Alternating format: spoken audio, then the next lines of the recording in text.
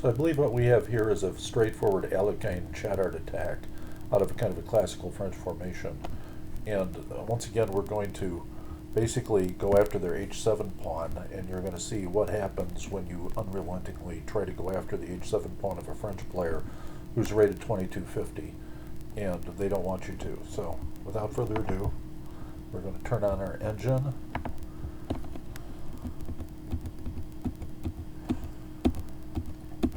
Okay, so we've seen this attack before. This is a gambit. If the queen ends up on g5, we move knight to h3, attacking the queen, chasing it away, getting all kinds of development, and having lots of compensation. So c5, most players play a6, and let's see what the computer recommends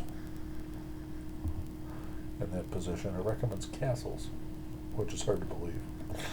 So c5, bishop takes e7, and it said he had to play king takes.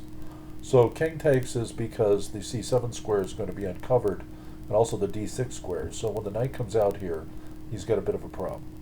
It says now he should move king to d8, which is hard to believe too. So, you know, the whole point of this game now at this point is, what are we going to do to extricate this knight? And how are we going to get it out, if we can get it out at all? So the first point was that he didn't play knight takes e5 the way the computer recommended. But now he does.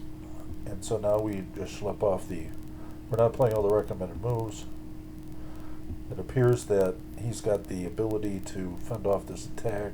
Computer keeps wanting us to play queen to a3 with an advantage, and we managed to get in queenside castling. So he could have played e5.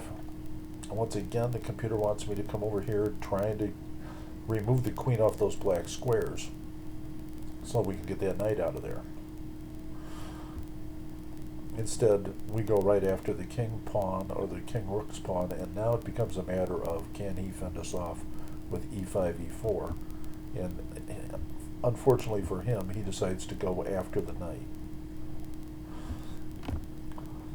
Computer says f5, Stockfish 8 says h6, and he makes the really wrong move, g6, which immediately gives us a big advantage.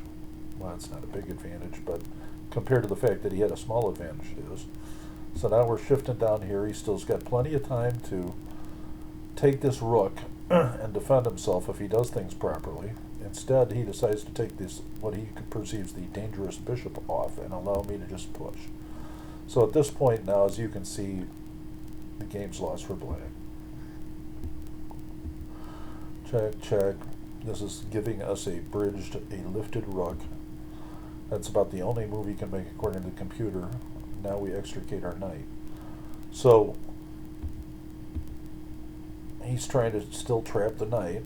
Well, there's no need to really do that because the bishop covered that square. Now we have an overwhelming advantage.